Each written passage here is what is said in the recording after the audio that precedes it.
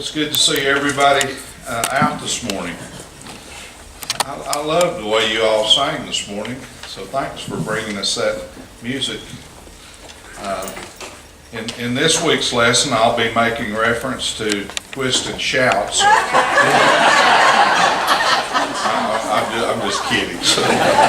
But that was a very nice touch. We're glad that people have been aware. Back then, we've missed you. Glad you're back. Jane, we're glad you're back. Jane's been gone for a couple of weeks. Was rehab pretty good, or?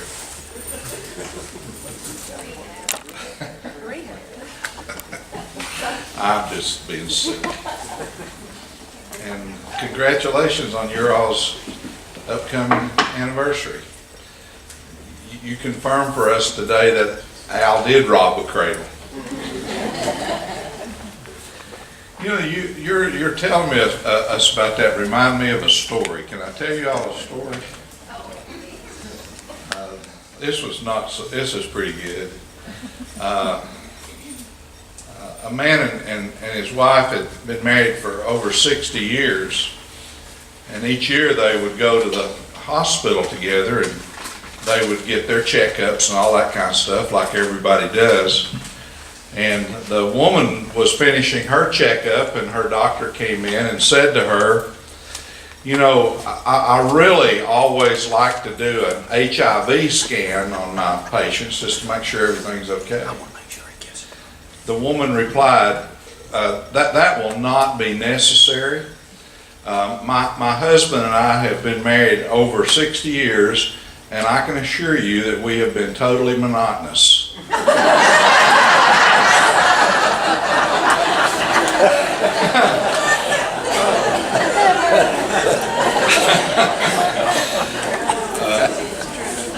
You know, I have tried to tell that in groups 2 or 3 times, and you're the first ones that have gotten it.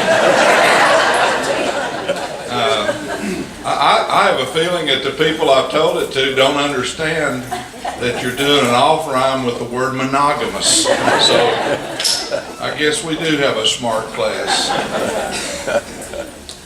I have a friend of, oh Lord, all the way back to about 1970, so that's getting to be a while, by the name of Rem Edwards. Rem Edwards was one of my great teachers at UT Knoxville. And he's a member at First Street in Knoxville. And so I've talked to him a couple of times this week, and he always says, tell Bishop Looney hello. He said the time he came up and served us while we were looking for a minister, we got more substance in the time that he was there from the pulpit than for years. So Bishop, we're glad you're around. It's back here. Okay. I have been obsessively, compulsively fooling around with the parables. I thought I had a book on the parables finished about a year ago, and I just can't get it done. I've just finished 4 weeks down at the Episcopalian Church doing the Thorne Sparkman lectures, and I did those on the parables. And so I just can't seem to get myself away from the parables. And so the first this week, after I'd finished all that stuff downtown, I started looking around and became fascinated with a parable that I had just overlooked. And so since I won't share it down there, I'll share it here, okay?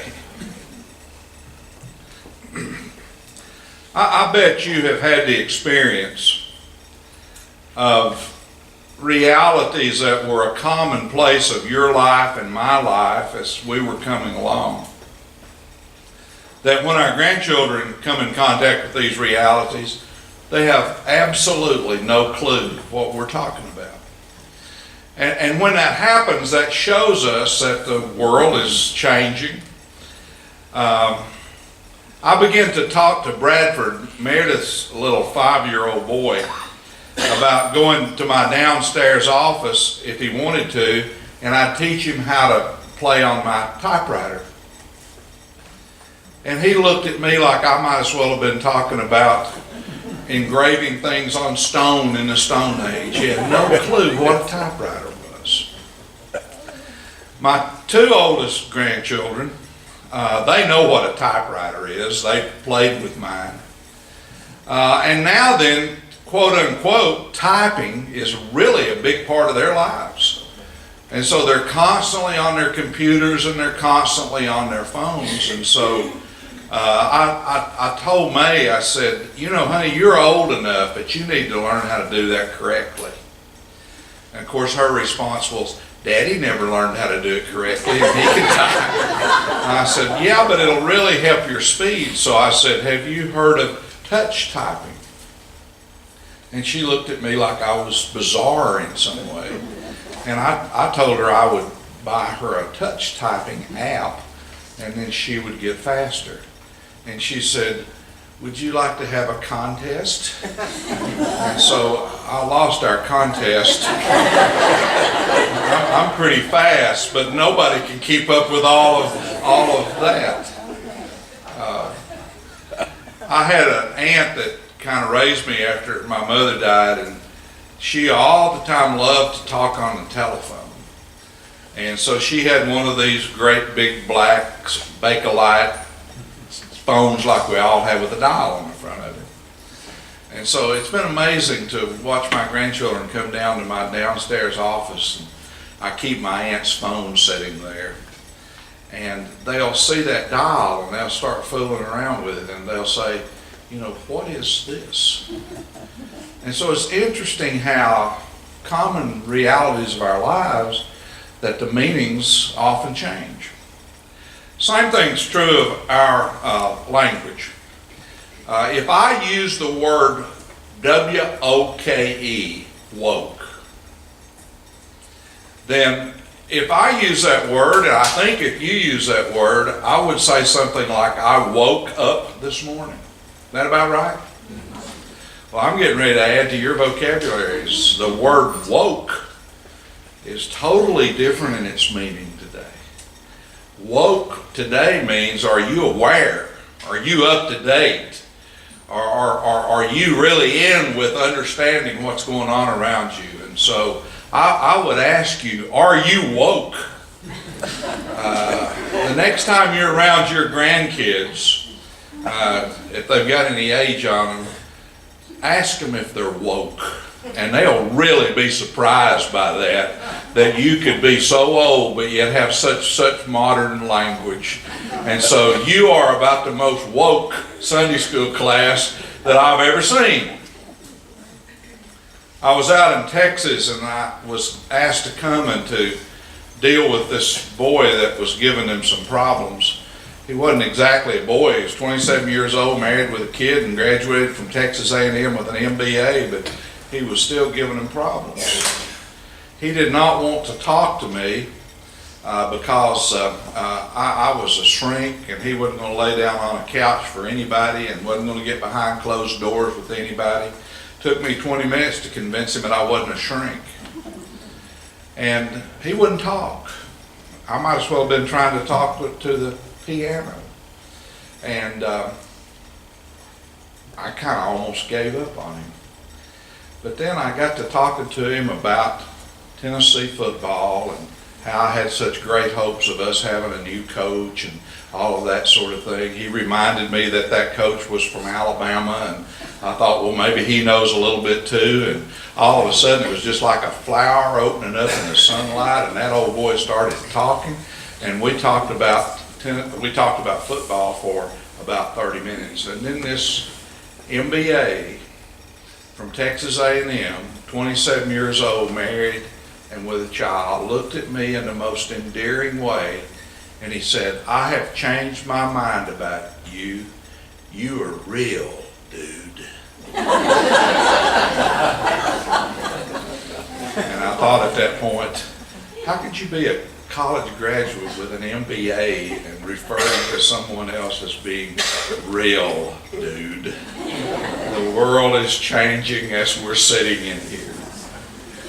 I've given those examples to let you think for just a moment about a phrase that's been common in our lives. The phrase sold out. Sold out. Now, the way that I would tend to use those words is if I were wanting to go somewhere to see the symphony, or if I was wanting to go somewhere to see a play or a ball game or whatever, and I came up to the ticket booth and there was sold out there on the ticket booth. The way I would normally use that phrase would be that there's no more seats left, that they've sold all of their tickets and I'm not going to get in. Out. Or I can remember people using those words to describe someone who had maybe surrendered themselves to some kind of lesser ways of the world. And so I have heard people described as being people who have sold themselves out to wrong ways of living or wrong ways of being. They're sellouts. And I think that was common in our language. But the language has changed. And now then we use the word sold out to indicate when someone has the greatest amount of commitment, or when someone has the greatest amount of passion for what they're doing, or when they're really giving themselves 100% to some kind of task. I read a writer in a book not long ago talking about Martin Luther King Jr., and the writer had a sentence that said, Martin Luther King Jr. was sold out to the civil rights movement. I was reading not long ago about Michael Jordan, the great basketball player. And the writer in this newspaper article was saying Michael Jordan was sold out to the game of basketball, that you could depend upon him always giving his very best. It reminded me of a coach in high school who I never considered to be ahead of his time, who would tell us before ball games, guys, I want you to go out on that field and sell yourself out. I want you to leave everything you've got out there on that field. Sell yourself out. Be totally committed. Be totally passionate about what you're doing. Now, all of that has led me to see if you know about this. Have you seen these t-shirts that are out there that have S-O, the number 4, and J on them? They're all over the place among young adults, especially if they have any religious sensitivities. S-O, 4, the number 4, J. And of course that stands for sold out for Jesus. And if you're not aware of sold out for Jesus, then I would suggest, like me most of the time, you're really getting behind. Because that's one of the fastest growing movements in young Christianity out there in the world today. And so go on the internet if you've got time and look for sold out for Jesus. And you'll find a whole enclave of churches and preachers that have taken this on as their main theme. You'll find all kinds of products that you can buy, from t-shirts to different kinds of albums of Christian music. And so there is a whole kind of a movement out there among young adults and young Christians called Sold Out for Jesus, trying to call upon us to leave it all on the field for Jesus, to give our lives to Jesus in the same way that Martin Luther King may have given it to the civil rights movement, or Michael Jordan may have given it to basketball, being sold out for Jesus. They have texts that go with this position. They like to talk about the rich young ruler, remember him? Who Jesus saw so much promise in. And yet Jesus told him to go and sell all he had and come and follow him. And the rich young ruler couldn't do it. The rich young ruler wasn't sold out for Jesus. They spend a lot of time looking at that statement that Jesus makes to Simon Peter when he says, what I'm asking you to do is to deny yourself and to take up your cross and follow me. Total self-denial, selling out for Jesus. Okay, what's all that got to do with parables? And how did that kind of get me thinking about a parable that I never thought much about before? In Matthew, the 13th chapter, Jesus has this short parable. The kingdom of heaven is like a man, a merchant, seeking fine pearls. On finding one pearl of extremely great value, he went and sold all that he had and bought it. Now that sounds to me like sold out for Jesus. That sounds to me like using every energy of our lives to seek Jesus as the pearl of great price as much as we possibly can. That sounds like sold out for Jesus to me, because here you have in the Greek language a man who is selling all things, everything that he's got, so that he might have this great prize. And so across all of my life, as I have heard preachers talk about this parable, and frankly across my life when I have talked about this parable, it has seemed to me like that it is a parable telling us that we should seek and we should search and we should be diligent and we should do everything within our power to search for Jesus. And finding him, we should be willing to give up everything that we've got to be one of his and to be his follower, to be sold out for Jesus. I've preached that parable like that many times. Bet you have, Al. Bet Bishop has. But then, of course, you understand about these parables that there's a twist in them somewhere. And in what I've just said to you, there's really no twist. We understand from these parables that Jesus always had an undercurrent of surprise. And there's no undercurrent of surprise in the way that this parable is typically taught. That we should search for Jesus. He's the great prize. We should give up everything that we got if we have to in order to be able to find Jesus. There's no twist there. That's just obvious traditional Christian proclamation. And so maybe Jesus had more packed into that parable than we've been led to suspect. And so let's see what happens when we start taking it apart a little bit. First of all, let's think about this merchant. And I'm afraid that sometimes when we think about merchants, we think about Allie Hackham in the musical Oklahoma. Remember him? You could get a whole score from that, Ron. I think when we think about merchants, we think about those people that were immigrants that came across the ocean to America, and they went out and they bought all kinds of cooking utensils and knives or whatever people in the country might need but have a hard time getting. They'd strap them to their clothing first, and then they'd fill their wagons with them if they were lucky, and they would go out across this whole countryside. They were merchants. I'm not sure that's what Jesus is talking about here. I don't think he's talking about somebody that is a peddler. Or I don't think he's talking about someone who is a yard sale cruiser. Or any of y'all yard sale cruisers?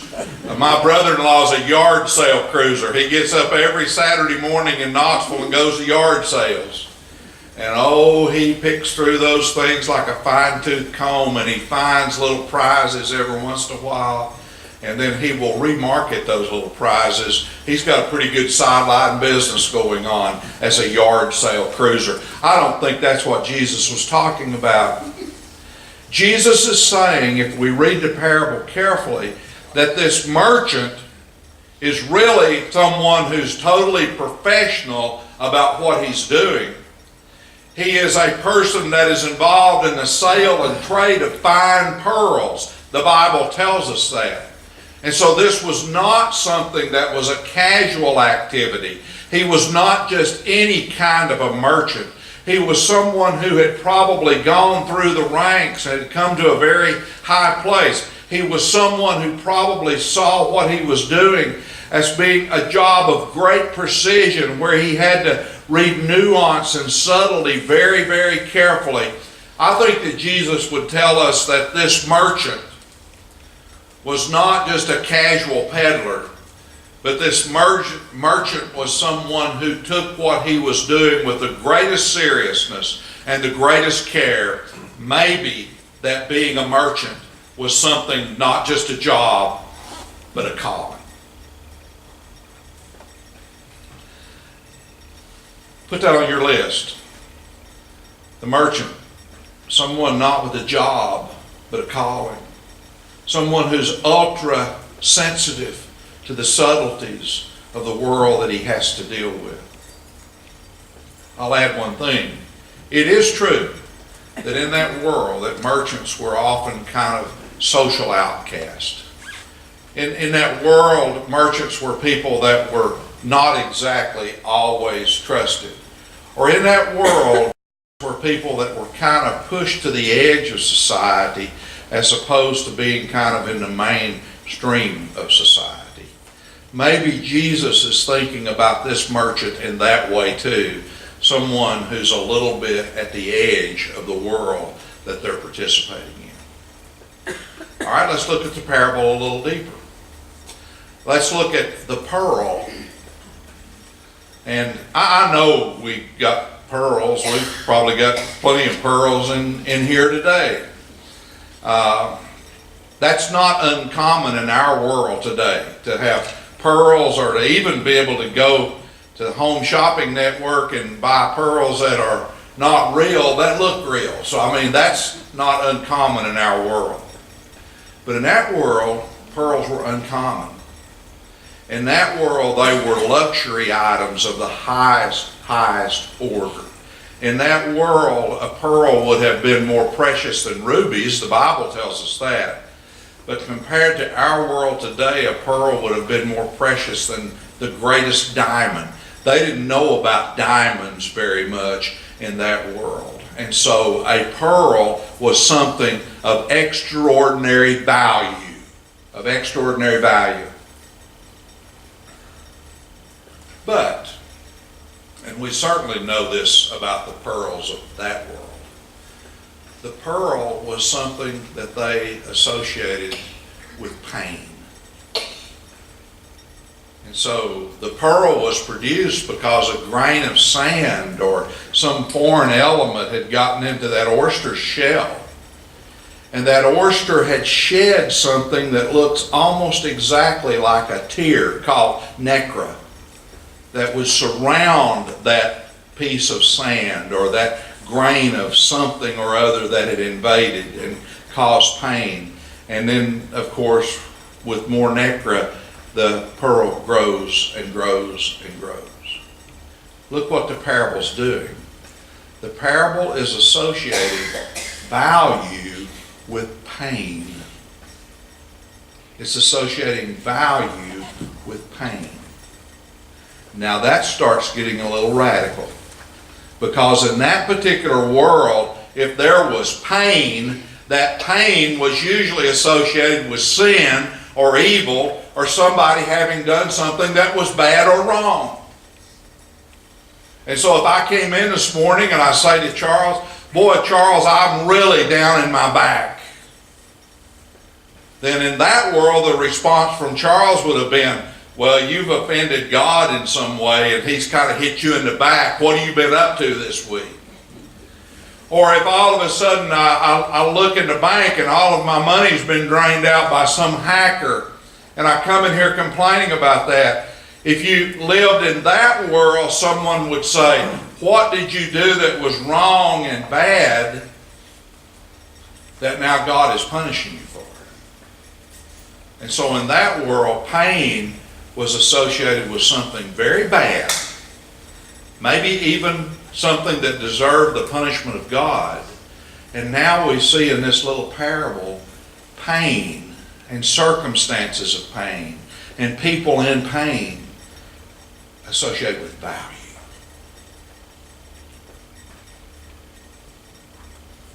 And then there's finally one other place that we need to go in the parable. And that is that the parable is about the kingdom of heaven. And the parable is talking about a merchant as being kind of the iconic figure of this kingdom of heaven. And so Jesus, of all things, is talking about the kingdom of heaven in business terms. That really seems weird. I don't think we think about the kingdom of heaven, if we're trying to think of it in the most positive connotations, as a business. But the parable's doing that. But I don't think that should come as a surprise to us.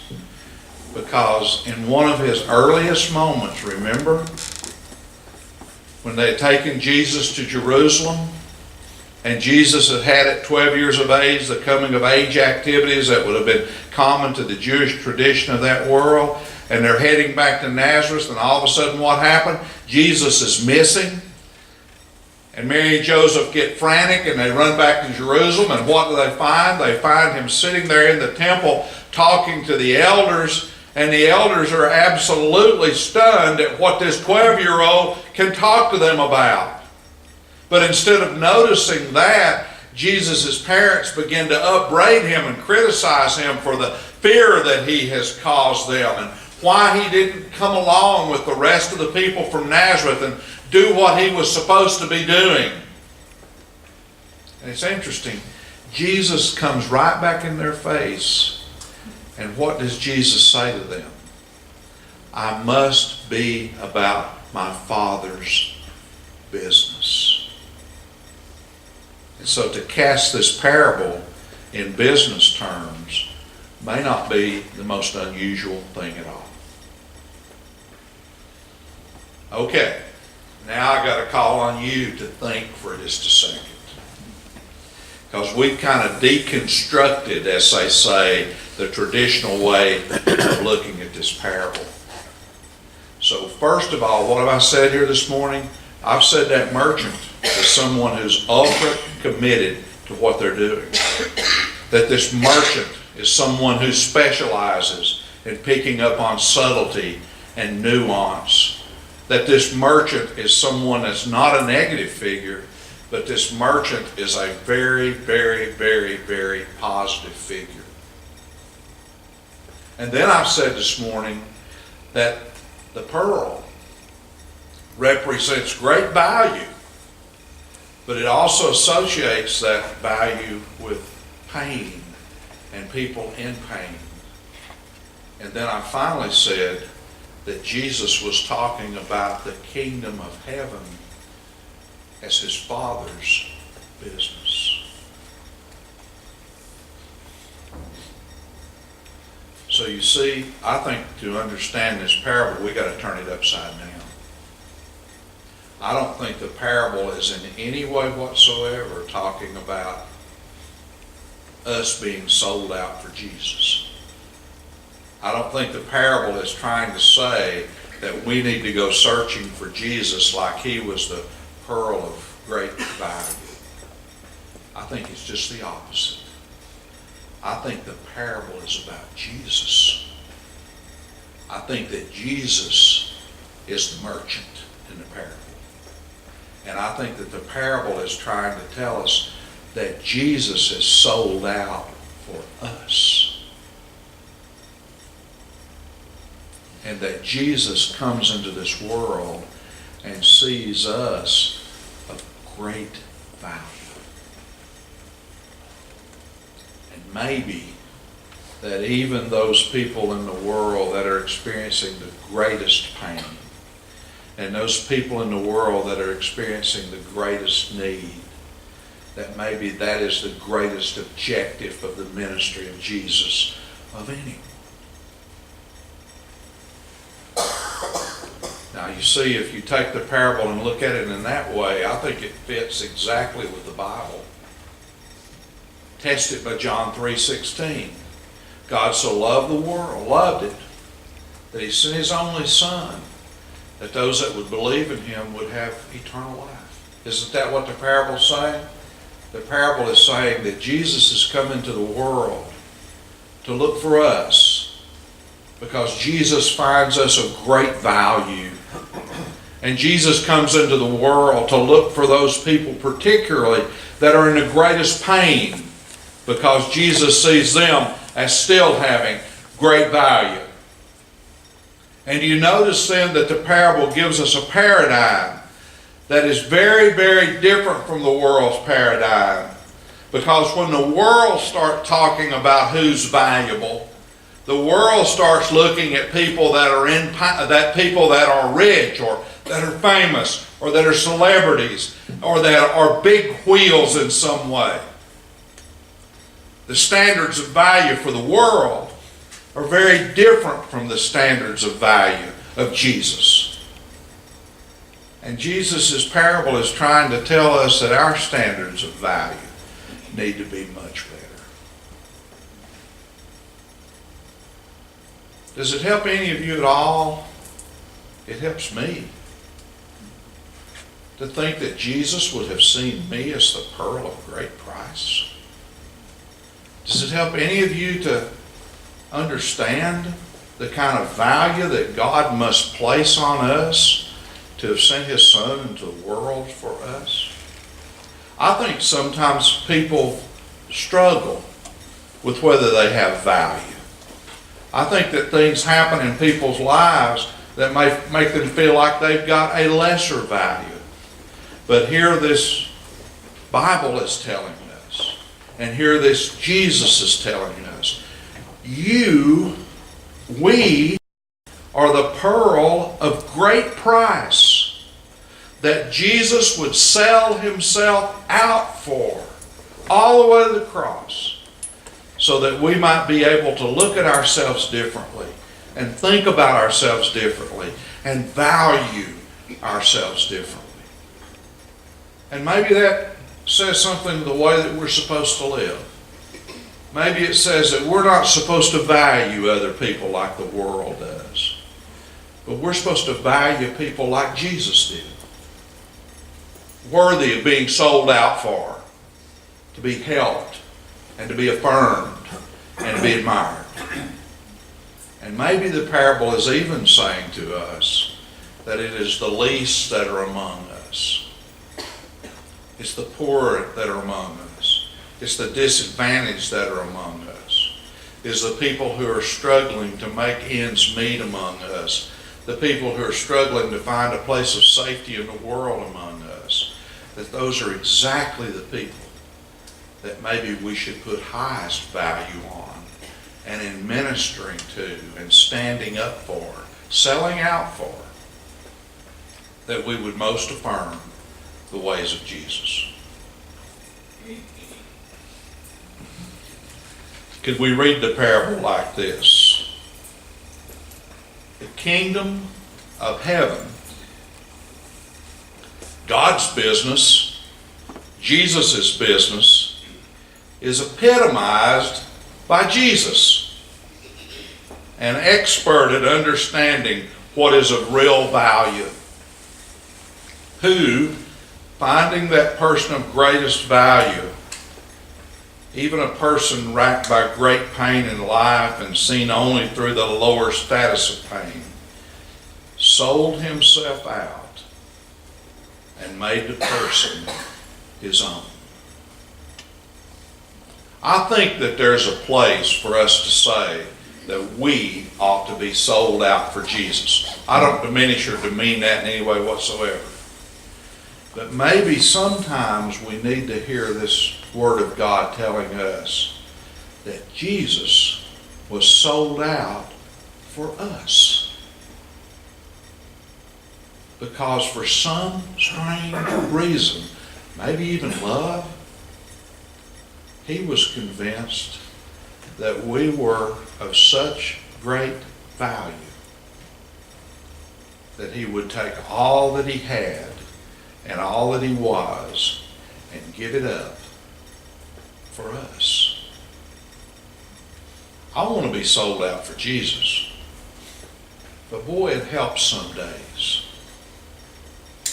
to understand that Jesus is sold out for us because he finds us of such great value. Let us pray. Help us, our Father, that this little parable hidden away in the New Testament, that we've probably couched in very, very traditional interpretation and explanation.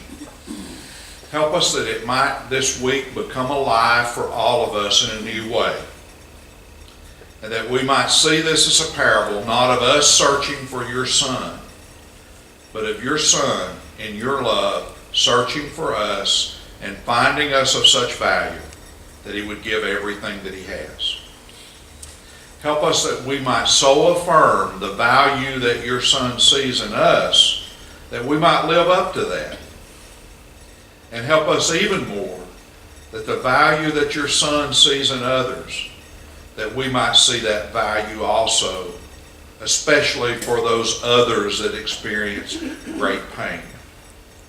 Go with us, our Father, through this week, and help us from time to time that we might stop and contemplate for a moment, not simply how much we're supposed to love you, but that we might contemplate for a moment the awesome prospect of how much you love us. May we somehow be able to see ourselves as the pearl of greatest value. For we ask in Jesus' name. Amen. Okay, thank you all for coming today. Anything else, Charles?